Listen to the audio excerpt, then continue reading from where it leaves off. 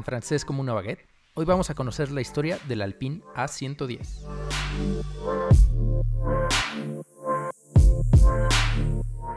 Los orígenes de la marca se remontan a la ciudad de Dieppe, donde Jean Redelet, el fundador, comenzó modificando un 4CV al poner sobre su base la carrocería diseñada por Giovanni Michelotti, hecha de fibra de vidrio, para crear el A106 y comenzar su venta en 1956. Del 106, además de la carrocería coupé, también se desarrolló una versión cabriolet. El siguiente paso sería el A108, que estaba diseñado sobre la base modificada del Renault Dauphine y utilizaba los motores de 845 centímetros cúbicos. La carrocería, de nuevo, estaba hecha en fibra de vidrio, algo que permitía reducir los costos y sobre todo el peso del auto.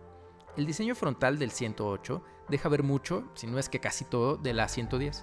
Este modelo fue presentado en 1957 y fue fabricado en Francia hasta 1965, aunque en los subsidiarios de la marca en España, FASA, llegaron a construirlo hasta 1967.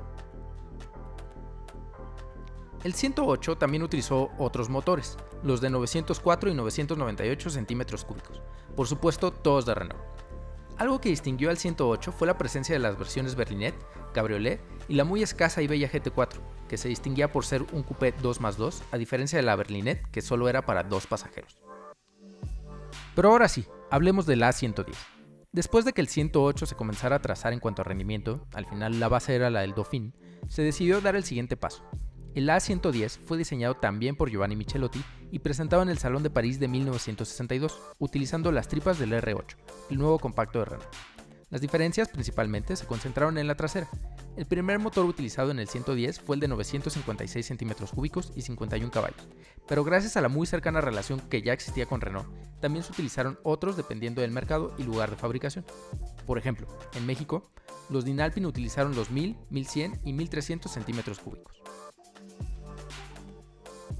Del A110 hubo carrocerías para todos los gustos, coupé, cabriolet y de nuevo, igual que en el 108, el GT4 con 4 plazas.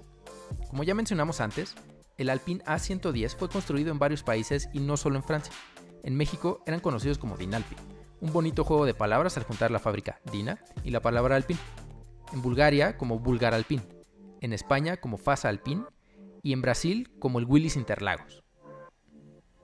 Alpine, al igual que su fundador Jean Redelet, siempre fue una marca que se concentraba en la competición, y es ahí donde encontró grandes éxitos con el A110, como ganar el Rally de Montecarlo en 1971 con Ove Anderson como piloto, y el primer campeonato mundial de rally de 1973. La fórmula para conseguirlo fue la misma que el auto de calle, un peso bajo, una distancia entre ejes corta que le hacía muy ágil en las curvas lentas y cerradas, y una suspensión independiente en las 4 ruedas. Sobre el nombre y por qué la marca se llama Alpine, se dice que fue por la victoria de Redelet en el Rally alpino, pero también se le atribuye al placer de conducir en una carretera de montaña revirada, como las de los Alpes.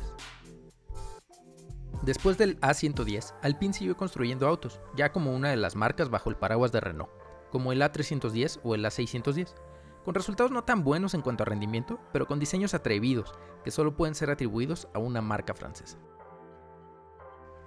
En el 2017 y con la develación del concepto Alpine Vision en el Salón de Ginebra, se presentó el moderno A110, que se alcanza a ver en algunas tomas y del que hablaremos en otro video. De este solo diremos que tiene el mismo espíritu del A110 original, un peso bajo, potencia justa, un chasis revisado minuciosamente y un diseño increíble. El modelo de hoy es un Majoret escala 1.53 en azul metálico característico del modelo, con detalles muy bien hechos en faros principales, luces traseras, placa, emblemas e incluso en las bisagras del cofre. Además, incluye faros auxiliares montados en el frente y en la defensa, como los que se utilizaban en los modelos de competencia. Sin mucho detalle, pero destacables, podemos notar las entradas de aire sobre las salpicaderas traseras. A este carrito, además, se le pueden abrir las puertas. Bonito detalle y, sin duda, una buena pieza. El 110 pasará a la historia como una leyenda de los rallies y como un deportivo puro preocupado por dos cosas: desempeño en curvas y un diseño inigualable. ¿Te gustó lo que viste? Déjanos en los comentarios qué otros modelos te gustaría conocer. Por favor, suscríbete y déjanos un like. Nos vemos en la próxima historia.